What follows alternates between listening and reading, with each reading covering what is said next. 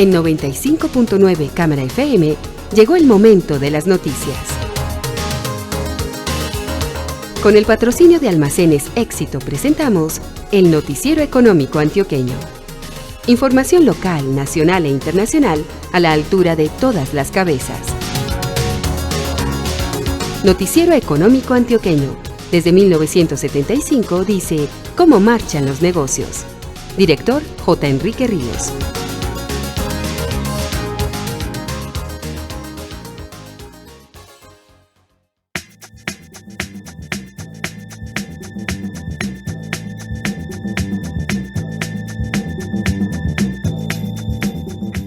Muy buenos días, sea usted bienvenido. Hoy es domingo 10 de noviembre de 2019. Esta es la emisión 18.693 que ofrecemos en nombre de Almacenes Éxito. Te amo, mi Pío Pío. Yo a ti, mi Pío Pío. Ay, yo también, mi Pío Pío. ¡Martín! ¡Cuelgue que estoy hablando! Tu éxito ya estaba ahí cuando tus conversaciones privadas no eran tan privadas. Celebremos que estos 70 años son solo el comienzo. Quedan en compañía de Jesús Antonio Vargas Marín y su invitado. Muy buenos días, oyentes del Noticiero Económico Antioqueño. Este fin de semana tenemos como invitado al economista Carlos Esteban Posada. Él es profesor de Economía de la Universidad de EAFIT y hace parte del grupo de estudio de coyuntura económica. Y obviamente en su largo recorrido pues ha tenido vinculación con otras instituciones, empezando por el Banco de la República. Le presento el saludo del director J. Enrique Ríos. Profesor Carlos Esteban, bienvenido al Noticiero Económico Antioqueño. Inicialmente démosle una mirada a estos temas de coyuntura. La inflación pues no pareció marcar pues como un desbordamiento y sin embargo, como se ha dicho que ha venido creciendo el consumo, el interrogante de muchos es por saber si realmente el comportamiento del IPC como tal va a rebasar el rango meta que tiene el Banco de la República. Buenos días. Buenos días, muchas gracias por la invitación. Le respondo a su pregunta. No puedo descartar la posibilidad de que la inflación efectiva diciembre del 2019 versus diciembre del 2018 supere la meta del 4%. Yo creo que todavía hay muy buenas posibilidades de que no lo haga. De todas formas, va a estar muy por encima del punto medio del rango, que es 3%. Muy probablemente va a estar en un 3,7% la inflación diciembre, y pienso que al país le hubiera convenido más que la meta fuera menor, que la inflación que se registre observada diciembre fuera menor a ese 3,7%, que fuera más cercana a 3%, que es el punto medio del rango.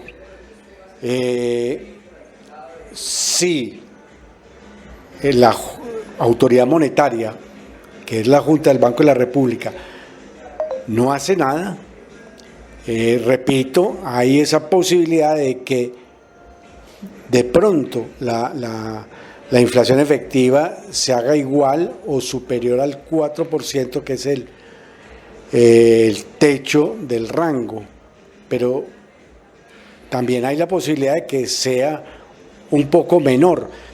Sin embargo, repito, lo más deseable para el país hubiera sido que la inflación observada diciembre fuera muy cerca al 3%, y no la que va a ser, que sin duda va a ser de 3,7%, si no más. Profesor, durante estos días nos hemos movido también en aguas procelosas en relación con el precio del dólar y sin embargo escuchamos la historia de que el dólar todavía no presiona la inflación. ¿Cómo entender esto sabiendo que Colombia es un país que se volvió bastante importador de alimentos? Sí, señor, yo tampoco entiendo esa afirmación. Yo sí creo que el rápido aumento del precio del dólar, que para principios de enero era aproximadamente 3.230 y que ahora bordea los 3.500, ese es un aumento considerable, es un aumento de aproximadamente del 20%, y yo sí creo que eso ha contribuido a que la inflación haya estado creciendo. Y si la autoridad monetaria, como decía ahora, no hace nada, eso está poniendo en peligro el cumplimiento de la meta de inflación, o por lo menos está llevando a que la inflación que resulte ya para diciembre sea muy cercana a 4%, 3,8, algo así, y eso no es bueno. Y repito, la devaluación del peso frente al dólar es un factor importante, creo yo, en esta evolución de la inflación. Nuestra vida económica se mueve a veces entre la Reserva Federal de los Estados Unidos, el Banco Central Europeo, a veces nos hablan de China, Japón y el Banco Central en Colombia, el Banco de la República. En los meses recientes el banco se ha dedicado a mantener, la Junta se ha dedicado a mantener estable la tasa de interés. ¿Qué lectura darle precisamente a esa estabilidad del 4.25 en la tasa de referencia? Sí, la lectura que yo hago es que hasta ahora la autoridad monetaria se siente cómoda con una inflación que está bordeando ya el 3,8%. Se siente cómoda porque tiene la esperanza de que para diciembre todavía no supere el 4%. Y se siente cómoda porque piensa que puede dejar la inflación por debajo de 4% sin subir la tasa de interés.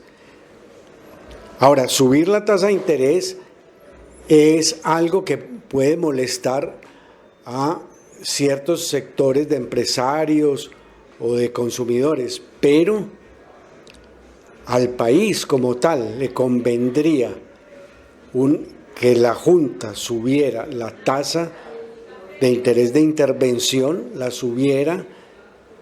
Con ello, la devaluación volvería a ser muy bajita, podría volver en cosa de 2 o 3 meses a ser bajita otra vez, y eso ayudaría mucho a que la inflación se pusiera por debajo de 3,5%, y eso facilitaría mucho las cosas también para el año entrante.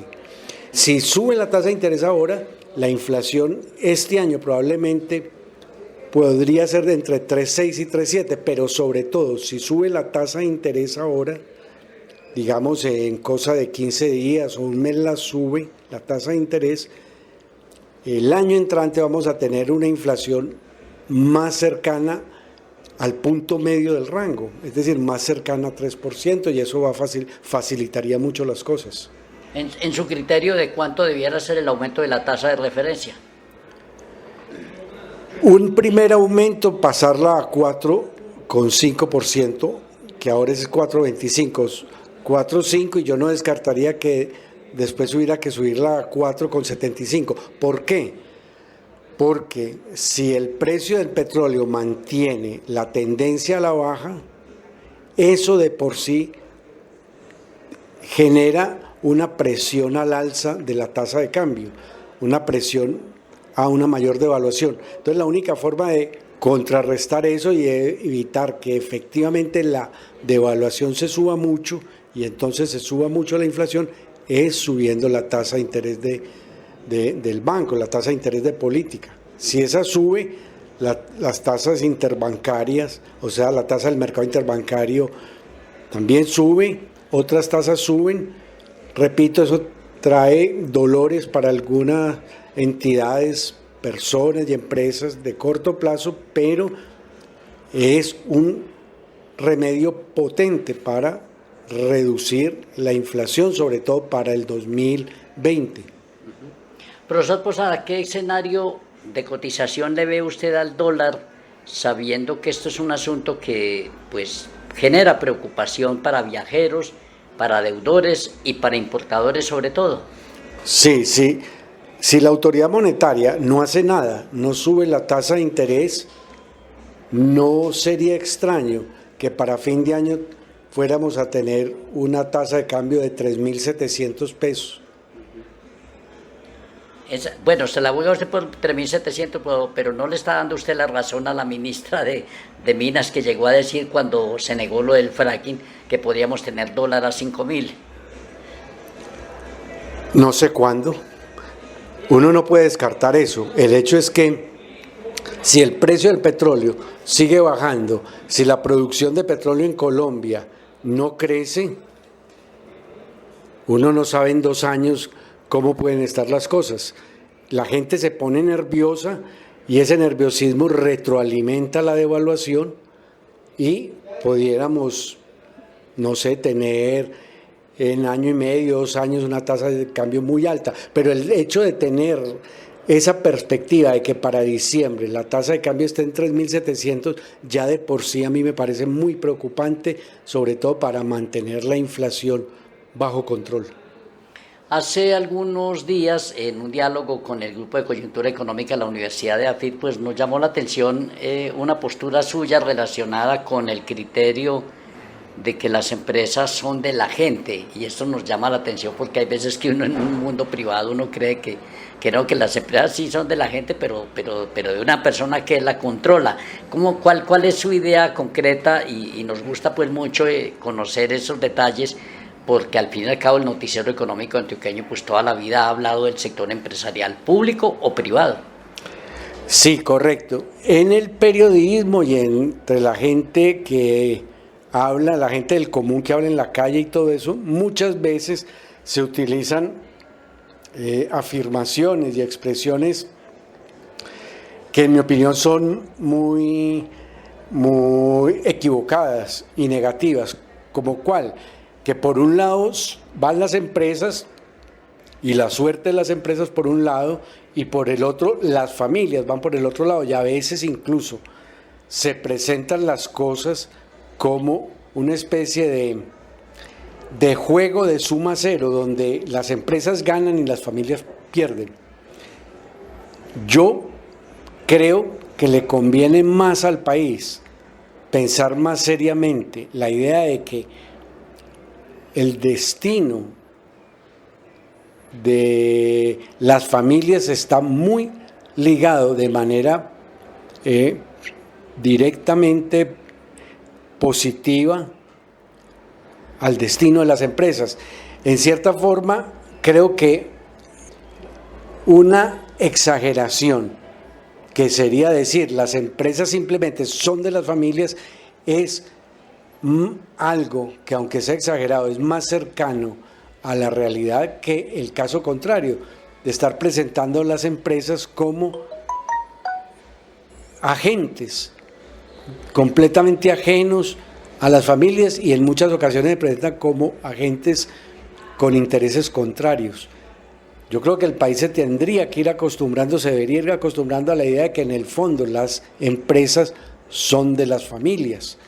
Así, parte de algunas empresas en Colombia sea, digamos, de familias canadienses del exterior, pero básicamente deberíamos acostumbrarnos a considerar que las empresas hacen parte de la riqueza del conjunto de las familias colombianas y ver entonces la forma de que el Estado con política económica sea consciente de que cuando castiga a las empresas con impuestos exagerados, terminan las familias perjudicadas, bien sea porque son propietarias de las empresas o porque trabajan en las empresas.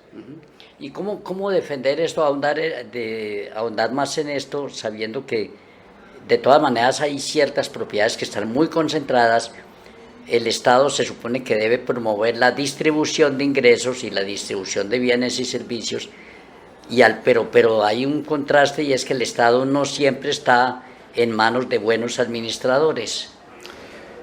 Correcto. Yo creo que para empezar, la sociedad colombiana debe tomar más conciencia de que la financiación del gasto público por impuestos debe recaer más directamente en las familias y menos en las empresas, con el fin de que las empresas puedan acumular más capital, emplear más gente y pagar mejores salarios, y que finalmente sean las familias, o que directamente sean las familias las que paguen más impuestos, bien sea de impuestos de renta y de impuestos al consumo. Es mala cosa a la larga para las familias que la carga fiscal recaiga excesivamente en las empresas, porque terminan las familias más perjudicadas así que de la otra forma. Esta mañana en el Noticiero Económico Antioqueño estamos conversando con el profesor Carlos Esteban Posada, profesor y economista de la Universidad EAFID. Profesor, ¿por dónde recuperar la confianza en el llamado circuito virtuoso que debe ser la economía? Por el lado de el manejo de las finanzas públicas. Eso es muy importante, y a mí, aprovecho para decir, la última reforma tributaria, es decir, el proyecto de ley que se aprobó como ley de financiación del gasto público, tiene un componente que me pareció que iba en la dirección correcta. ¿Cuál? Reducir la tarifa del impuesto a las empresas. Fíjense en una cosa, según el Banco Mundial, una empresa representativa en Colombia, si no evadiese impuestos, si cumpliera al pie de la letra, con toda la legislación tributaria, estaría pagando impuestos a la nación, al departamento, al municipio, etcétera, equivalente casi a 70% de su ganancia. En cambio, en Panamá, esta relación es de 32%. En Panamá, una empresa equivalente pagaría como impuestos totales una suma equivalente apenas a 32% de la ganancia. Eso a la larga, ¿qué significa? Que más capitales tratan de invertirse en Panamá en detrimento de las posibilidades de Colombia. Colombia no puede seguir teniendo unos impuestos tan altos cuando en otros países son más bajitos, y algunos países empiezan incluso ya a bajarlos. Estados Unidos los bajó en el 2017, ahora Francia está pensando en bajarlos. Colombia tiene que bajar los impuestos. ¿A quiénes? A las empresas. Simultáneamente debe reducir todo lo que se pueda sin afectar a los más pobres, reducir el gasto público, y la diferencia entre gasto público e impuesto a las empresas, que repito, de ser chiquita, debe ser impuestos a las familias. Y así las familias pierden menos que en el caso de que los impuestos vayan a las empresas, porque el perjuicio en ese caso para las familias es mayor, porque las familias son propietarias o son trabajadoras de las empresas, y cuando los impuestos son muy altos a las empresas, son las familias las que finalmente salen perjudicadas. Llevamos mucho tiempo oyendo hablar de propuestas relacionadas con la eficiencia en el gasto, con la eficiencia en el recaudo, y usted plantea, por ejemplo, que Colombia debe rebajar los impuestos a las empresas, pero ¿por qué nunca se ha podido realmente bajar los impuestos a las empresas y precisamente afinar los mecanismos de recaudo? Yo creo que en el largo plazo el sistema de recaudo de impuestos de la nación sí ha mejorado, es más eficiente. Si yo me pongo a pensar en la época en que yo era joven, una época en la que empecé a trabajar y empecé a declarar renta y lo comparo con la situación de ahora, yo sí veo que hay más eficiencia en el recaudo de impuestos nacionales. Hace falta más esfuerzos en la eficiencia en el gasto y reducir gastos públicos que terminan beneficiando a familias que no son las más pobres y subsidios. Uno de ellos que es completamente innecesario y absurdo son los subsidios a las pensiones de personas pensionados de clase media y clase alta. Una forma práctica de eso es ponerle un impuesto a las pensiones de niveles medios y altos. El ministro Carrasquilla intentó en la ley de financiamiento meter eso y se lo tumbaron. Era una forma muy práctica y eficiente de reducir ese subsidio que el Estado le da a los pensionados de clase media y clase alta, simplemente cobrando un impuesto de renta sobre esa pensión, ¿no es cierto? Entonces hay cosas que se puede hacer. Yo creo que esa es una buena idea. Las buenas ideas a veces pierden la batalla, pero a la larga se terminan ganando la guerra, las buenas ideas. Una reflexión final, ¿usted cómo mira la economía en general? Porque algunos sueñan con que lleguemos a ser un país de ingreso per cápita medio, $18,000, por ejemplo. Yo creo que sí es posible siempre y cuando persistamos en el objetivo de tener tarifas de impuesto a las empresas que sean bajitas, que compitan con el resto del mundo y tener gastos públicos que no sean excesivos ni que conduzcan simplemente a darle más ingresos a los grupos medios y altos. Eso de por sí nos ayudaría muchísimo a tener una tasa de crecimiento económico más alta y finalmente llegar a tener ingresos per cápita de $18,000 o $20,000. Cuando yo era chiquito, Corea del Sur era un país mucho más subdesarrollado que Colombia. Hoy por hoy es muchísimo más desarrollado. Eso tiene que ver mucho con la prosperidad de las empresas coreanas. Tras esa prosperidad vino la prosperidad de las familias coreanas. Le reitero el saludo del director J. Enrique Ríos, profesor Carlos Esteban Posada. Muchísimas gracias por haber atendido esta mañana la invitación del Noticiero Económico Antioqueño. Con mucho gusto, muchas saludes y gracias por la oportunidad de expresar estas opiniones. Muy amable, señor, y para todos nuestros oyentes, pero muy buenos días. En la emisión de mañana, lunes festivo, les invitamos a escuchar una entrevista con Alejandro Zapata Arango, cofundador y director ejecutivo de Portafolio Verde. Un feliz día.